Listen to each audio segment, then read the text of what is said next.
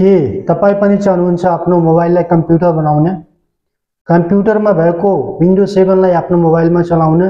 So आउनुस् म सिकाउँछु। सबैभन्दा पहिला तपाईहरु चाहिँ प्ले स्टोरमा जानु होला र त्यहाँ गइसकेपछि यो एप्स डाउनलोड गर्नु होला जसको नाम हो Win7 Simu। मैले चाहिँ यसलाई डाउनलोड गरिसकेको छु, त्यही भएर चाहिँ मेरोमा प्ले देखाइरहेछ। अब प्लेमा चाहिँ तपाईहरु क्लिक गर्नु होला। जस्तै तपाईहरु प्लेमा क्लिक गर्नुहुन्छ भने यसले केही समय प्रोसेसिङ लिन्छ हैन, त्यसपछि खुलिहाल्छ। अब हेर्न सक्नुहुन्छ जस्तै चाहिँ हाम्रो विन्डोज 7 मा चाहिँ खुल्छ, यस्तै चाहिँ यो यसमा चाहिँ खुलिरहेछ।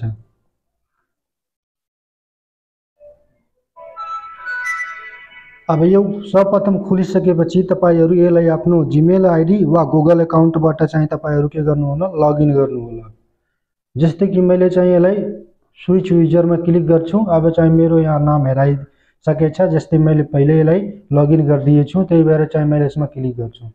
क्लिक गर्नुहुन्छ भने तपाई सक्सेसफुली चाहिँ यसमा चाहिँ लगइन भइहाल्नुहुन्छ।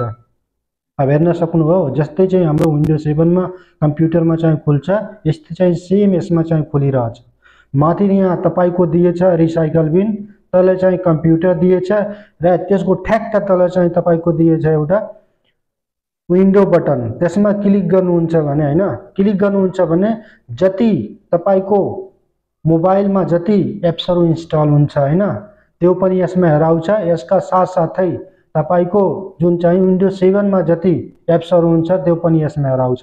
जस्तै कि यहाँ तपाईहरु हेर्न सक्नुहुन्छ पेन्ट दिएछ, वर्डप्याड दिएछ, नोटप्याड दिएछ हैन, सबै कुरा यसमा दिएछ। अब चाहिँ तपाईहरुको लागि मैले एक्जाम्पलको लागि पेन्ट खोलेर हेराउँछु। पेन्टमा क्लिक गरे हैन, अब चाहिँ हेर्न सक्नुहुन्छ यो चाहिँ यति सानो खुलिरहेछ।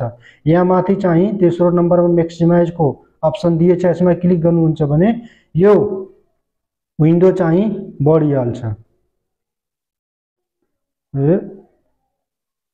हेर्न सक्नुभयो यो चाहिँ ठुलो भइहाल्यो, म्याक्सिमाइज भइहाल्यो। अब यहाँ चाहिँ हाम्रो जुन सिट छ, वर्क सिट छ, यो चाहिँ सानो देखाइरहेछ। यसमा चाहिँ क्लिक गरेर चाहिँ तपाईहरु यसलाई ठुलो पार्न सक्नुहुन्छ। अब यति भइहाल्यो। अब चाहिँ हाम्रो यो चाहिँ पेन्ट खुलिसकेछ। पेन्टमा चाहिँ हामीहरुलाई थाहा छ हैन, ड्रइङहरु बनाउने हैन, ड्रइङहरु बनाउने, फुलहरु बनाउने। अब चाहिँ एक्जाम्पलको लागि मैले तपाईहरुलाई एउटा दुटा ड्रइङहरु बनाएर हेराइदिन्छु। जस्तै मैले पहिले स्टार बनाउँछु, स्टारमा क्लिक गर्ने, त्यसपछि यसलाई बनाए हैन, यो हाम्रो स्टार भयो। त्यसपछि मैले के बनाउँछु, ओभल बनाउँछु, सर्कल, सर्कल भयो। त्यसपछि मैले रेक्टेंगल बनाउँछु हैन, तीनवटा चाहिँ मैले यहाँ इमेज बनाइदिएँ। अब चाहिँ यसलाई कलर गरेर तपाईहरुलाई हेराउँछु। यसका लागि चाहिँ यहाँ माथि कलरको अप्सन दिएछ, यसमा क्लिक गर्नुहुन्छ। यहाँ क्लिक गर्नु र कुन कलर तपाईहरुलाई राम्रो लाग्छ त्यसलाई यहाँ सिलेक्ट गर्नु। सिलेक्ट गरेर यसमा चाहिँ क्लिक गर्नुहुन्छ भने यो तपाईको कलर भइहाल्छ।